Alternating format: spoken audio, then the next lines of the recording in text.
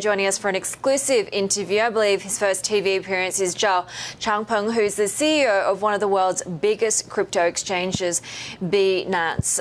Great to have you on with us. We'll carry on with the regulatory challenge, right? Because you obviously had to relocate from China to Tokyo, where you are now, as a result of the crackdown in China. We're also just today hearing that, South Korea's government is beginning discussions on potentially a shutdown of crypto exchanges. So how much of a real kind of threat to your very existence or the existence of your business do these regulatory overtures make?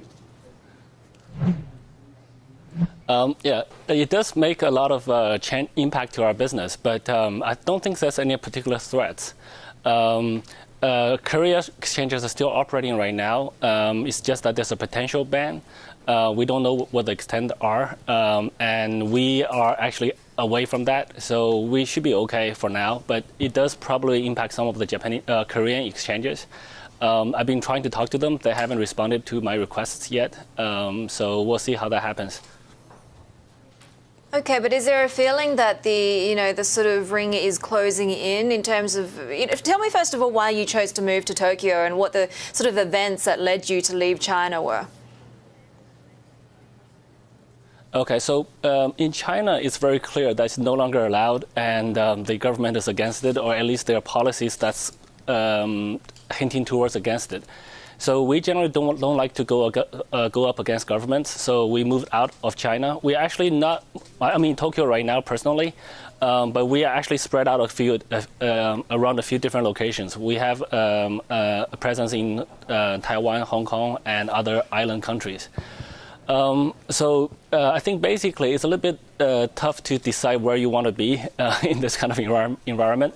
But before it was cryptocurrency exchanges are allowed, or at least they're not allowed. But now things are becoming tighter, so we just have to play by ear and see.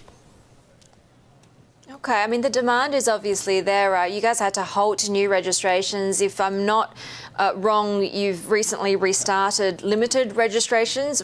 Do you think you'll get to a point you'll be able to open it up again? Yes, absolutely. So the demand is extremely strong.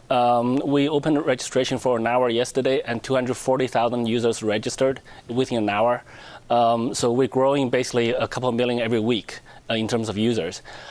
We did not expect this kind of growth, to be honest. And our current core system is actually okay. Our exchange matching engine is actually really fast. But some of the other parts we're actually not catching up, especially on customer service. We would like to provide the kind of customer service that Bloomberg is able to provide, but right now we can't. So we're kind of holding a little bit, but we're actively ramping up our bottlenecks. So we're actively fixing that. So probably within a couple of weeks, we'll be able to fully open again, and we'll see how much flood comes in.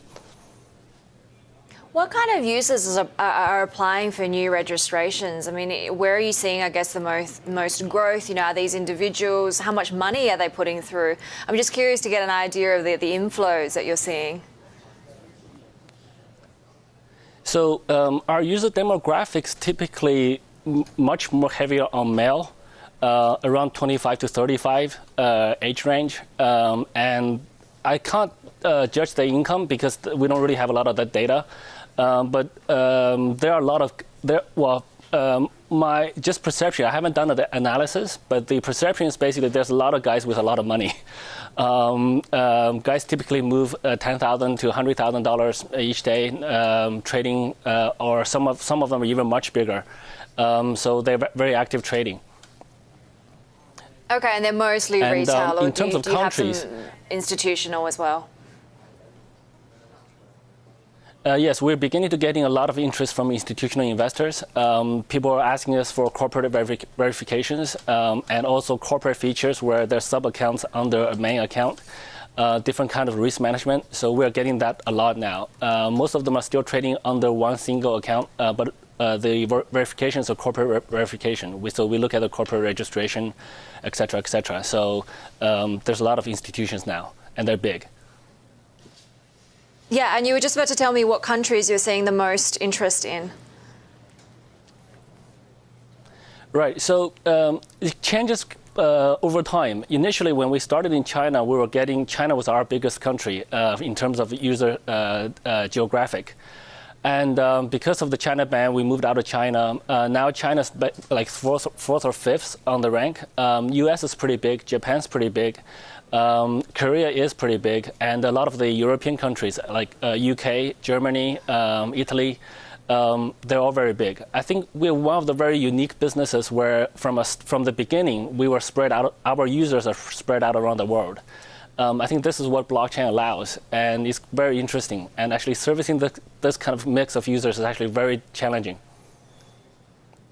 What do you use to gauge, the Bitcoin rally or the sell-off, right? Do you look at technicals? Do you look at the number of new account openings, the regulatory overtures? It's very hard, I think, for an outsider to work out how you assess the fundamentals of this asset. Right. So different people do it different ways. For me personally, I really look at trading volume. When the trading volume is high, and that means a lot more people are getting into Bitcoin or this cryptocurrency industry, usually price rise follows. When the volume shrinks a little bit, price usually declines a little bit later. And actually in itself, the Bitcoin price itself is a very accurate index of the entire industry. So basically, given that Bitcoin price has been rising like crazy, that basically means more and more that amount of people have joined this industry. So that's basically how I judge it. Right. And we heard from Warren Buffett, one of the greatest investors of all time, overnight saying that Bitcoin is headed for a bad ending. What does he not understand? What does Jamie Dimon not understand? What does Janet Yellen not understand when it comes to crypto?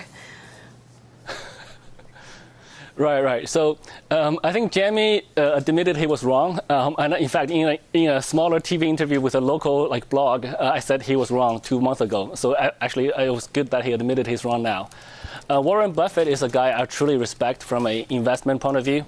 I think he knows stock investment, equity investment very well. But I do not think he understands cryptocurrency at all. So it is what it is. I still respect him in other parts of his expertise, but I think on cryptocurrency, he's making a big mistake. And just quickly, what's next for your business? For us, so before, in 2017, our goal was to become #1 exchange in the world, but that was for the goal for 2018, but that's achieved already. So I think right now for us, we are falling behind on customer service a little bit, and we just want to keep up the good service. So I did work in Bloomberg before, and I know Bloomberg has superior service. So that's kind of the benchmark service level we want to get to. So that's really the goal now.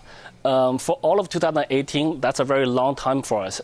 So we can't really predict that far. We'll just have to see. It's a long time in crypto land, but yeah, it sounds like you need to set some new goals if you've already achieved your 2018 goal at the start of the year. Thank you so much for joining us, Zhao Changpeng, who's the CEO of one of the world's biggest crypto exchanges, Binance, there speaking exclusively to Bloomberg.